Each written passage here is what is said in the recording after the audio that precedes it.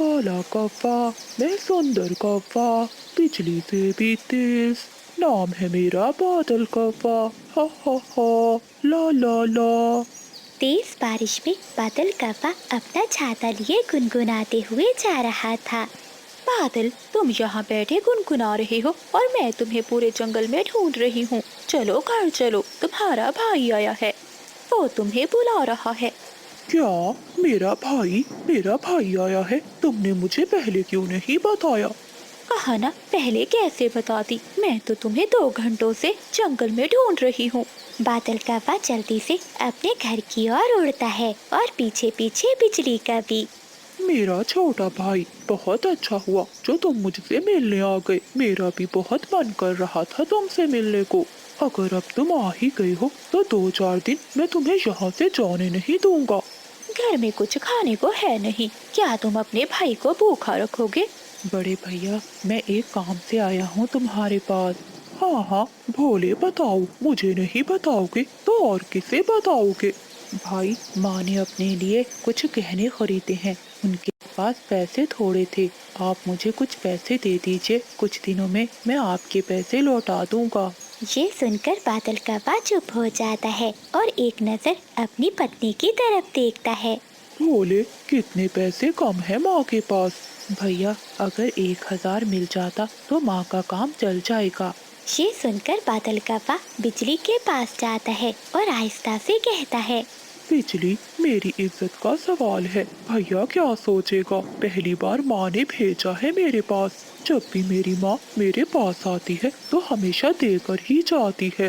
बादल जी, तुम्हारा भैया 1000 लेने आया है, कोई 10 रुपए नहीं।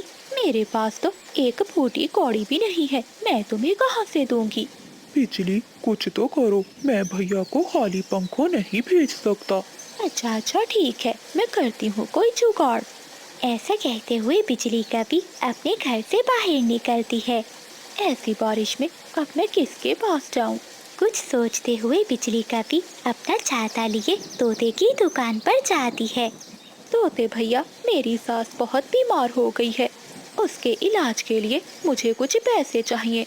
अगर तुम उसके इलाज के लिए मुझे 1000 दे दो तो मैं तुम्हें वापस लौटा दूंगी। बादल तो कहता है कि उसकी माँ बहुत अमीर है और वो जंगल के सभी पक्षियों पे पैसे बांटती है, और तुम उसी के लिए हमसे पैसे मांग रही हो। तोते भैया, अब तुमसे क्या छुपाना, वो तो एक वक्त का दाना भी मांग कर खाती है। ना भी बिजली, मेरे पास कुछ भी नहीं है। अगर होते तो मैं तुम्हें दे देता। हाँ, लेकिन चिड़िया के पास जरूर होंगे। तुम जाओ, वो तुम्हें दे देगी। तोते की बात सुनकर बिजली का भी वहाँ से उड़ती है और चिड़िया के घर जाती है। बिजली बहन, मैं तुम्हें पैसे जरूर दे देती, लेकिन अगर तुम मेरा पिछला उधार चुका देती। अभी तक तो तुमने मेरे पहले वाले पैसे भी देने हैं। 2 साल हो गए हैं, 2 दिन का कहा था तुमने। चिड़िया बहन, मैं तुम्हारे सारे पैसे इकट्ठे लौटा दूंगी। नहीं बिजली, इस बार जो भी कर लो, मैं तुम्हारे जाल में नहीं फंसने वाली। अब मुझे तुम पर एतमाद नहीं रहा। जाओ, तुम यहाँ से चली जाओ। फिर बिजली का भी वहाँ से चली जाती है।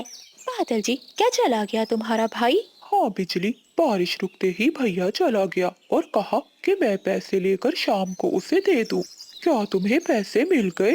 नहीं मिले पैसे, तोते ने नहीं दिए और बुलबुल भी घर पर नहीं थी, और चिड़िया ने तो ये कहकर मुझे निकाल दिया कि उसे मुझ पर अब एतमाद नहीं रहा। वो चिड़िया हमेशा सबका ख्याल रखती है, लेकिन जब हमें कोई जरूरत हो तो हमेशा चू चू करती है। हाँ बादल जी, तुम्हारे कहने पर गई थी मैं उस छोटी चिड़िया के पास। बिजली, अगर चिड़िया ने उधार नहीं दिया तो फिर क्या हुआ? हम उसके पैसे चुरा लेंगे। हाँ पति जी, देखते हैं फिर वो चिड़िया हमें पैसे कैसे नहीं देती। आज रात हम उस चिड़िया के पैसे चुरा लेंगे। बिजली का भी और बादल का पार रात होने का इंतजार करते हैं। जैसे ही रात होती है, वो दोनों पति पत्नी अंधेरे में निकलते हैं। वो दोनों पति पत्नी रात के अंधेरे में चिड़िया के घर के पास जाकर बैठ जाते हैं। मीना बेटी, क्या दरवाजा बंद कर दिया है? हाँ मम्मा, मैंने दरवाजे की कुंडी लगा दी है। क्या मैं खिड़की भी बंद कर दूं? नहीं मीना, खिड़की खुली रहने दो, बाहर से ताज़ा हवा आती है और जंगल की ताज़ा हवा मुझे बहुत अच्छी लगती है। ऐसे बातें करते करते वो सब सो जाते हैं। कप्पा और कवि खिड़की के पास आकर देखते हैं। बिजली सो गए, सभी सो गए। अब जल्दी से चलो और चिड़िया के पैसे चुरा लो। वो दोनों पति पत्नी खिड़की के रास्ते से चिड़िया के घर में घुस जाते हैं, लेकिन वो कभी ये नहीं जानते थे कि चिड़िया अभी जाग रही है। जैसे ही वो कभी अलमारी की तरफ जाते हैं तो चिड़िया की आंख खुल जाती है। वो उठ जाती है और कप्पों को देख लेती है। कोमल चिड़िया जल्दी से अपनी लाठी उठाती है और पीछे से जाकर कप्पों को मारने लगती है। हाय हाय, मेरी पूंछ टूट गई। चिड़िया बहन मुझे माफ कर दो। हाँ कोमल बहन, मेरा पंख भी टूट गया है, छोड़ दो, हमें छोड़ दो। काले कप्पो, आज मैं तुम्हें नहीं छोड़ूंगी, मार मार कर तुम्हें उल्लू बना दूंगी। ऐसे काले कप्पों को उनके किए की सजा मिलती है और वो वहाँ से भागकर अपने घर की ओर चले जाते हैं। प्यारे दोस्तों, कहानी को लाइक करना और चैनल को सब्सक्राइब करना मत भूलना। आपका धन्यवाद।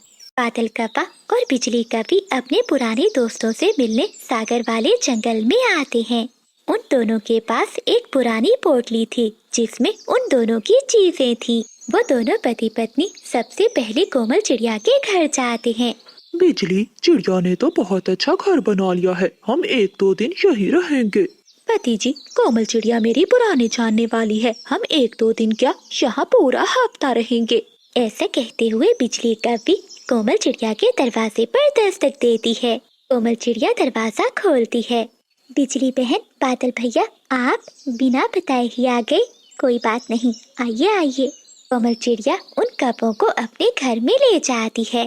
कोमल बहन, बहुत दिनों से तुम्हारा बादल भैया बोल रहा था कि मुझे पुराने जंगल के पक्षियों से मिलना है, इसीलिए सोचा इन सर्दियों में हम अपने पुराने दोस्तों के पास जाते हैं। बिजली बहन, ये तो आप दोनों ने बहुत अच्छा किया। इन दिनों हमारे जंगल में ढेर सारा दाना भी है और फल भी।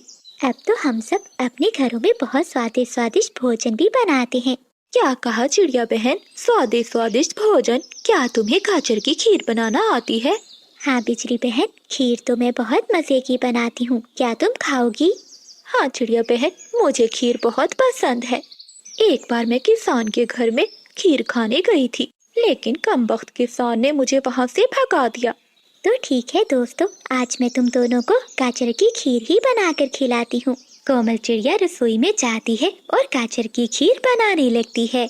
बादल कप्पा और बिजली कवि अपनी पोटली रखते हैं और आराम से घोंसले में लेट जाते हैं। थोड़ी देर बाद कोमल चिड़िया भी खीर बना लेती है। वो सभी मिलकर बहुत मजे से खीर खाते हैं और फिर सो जाते हैं। अगली सुबह हो जाती है। चिड़िया बहन, क्या इस जंगल में मीठे मीठे फल भी हैं? हाँ बिजली बहन, ढेर सारे मीठे मीठे फल हैं, मैं अभी लेकर आती हूँ। चिड़िया बहन, मेरे लिए मीठे मीठे सेब लाना, तुम्हें तो पता है मुझे सेब बहुत पसंद है। हाँ हाँ बादल भैया, मुझे सब मालूम है। फिर कोमल चिड़िया अपनी टोकरी उठाती है और जंगल में से मीठे फल लेने चली जाती है। रास्ते में चिड़िया को कबूतर मिलता है। चिड़िया बहन, कहाँ जा रही हो? कबूतर भैया, मेरे घर में बिजली और बादल आए हैं, मैं उन्हीं के लिए मीठा फल लेने जा रही हूँ। चिड़िया, वही चोर कौवे? तुम्हें तो पता है चिड़िया, पिछले जंगल में उन कौवों ने मेरी पत्नी का सारा मेकअप चुरा लिया था। कबूतर भैया, ये बहुत पुरानी बात है, अब तो कौवे बहुत बदल चुके हैं, अब तो वो चोरियाँ नहीं करते होंगे। बादल कप्पा घोंसले में सोया हुआ था। बिजली कभी उठती है और चिड़िया के घर को देखने लगती है। बिजली कभी दूसरे कमरे में जाती है, वहाँ एक अलमारी थी। बिजली कभी वो अलमारी खोलती है तो उसमें एक पोटली थी। ये पोटली कैसी है? खोलकर देखती हूँ, शायद इसमें कुछ खाने को मिल जाए। बिजली कभी वो पोटली खोलती है तो उसकी आंखें फटी की फटी रह जाती हैं। उस थैली में एक सोने का हार था। सोने का हार, जो मैं आज तक कभी ले ना पाई। चिड़िया मुझसे पहले ही लेकर बैठी हुई है। बिजली कभी वो हार उठाती है और अपने पति के पास आती है। बादल उठो, जरा देखो इस सोने के हार को। बादल कप्पा उठ जाता है। ये क्या, सोने का हार? बिजली, ये तुम्हें कहाँ से मिला? बादल, मैंने ये सोने का हार चिड़िया की अलमारी से निकाला है। ये तो बहुत कीमती लग रहा है। हाँ पति जी, जब तक चिड़िया वापस आएगी हम ये सोने का हार लेकर यहाँ से भाग जाएंगे। हाँ बिजली, फिर किसी दूसरे जंगल में जाकर अपना बड़ा घर बनाएंगे और मौजें करेंगे। बादल काका और बिजली का भी अपनी पुरानी पोटली वहीं फेंकते हैं और वहाँ से चिड़िया का हार लेकर भाग जाते हैं। कोमल चिड़िया एक सेब के पेड़ से पके हुए सेब तोड़ती है और ढेर सारे फल अपनी टोकरी में जमा करके वापस अपने घर के लिए जाती है। बिजली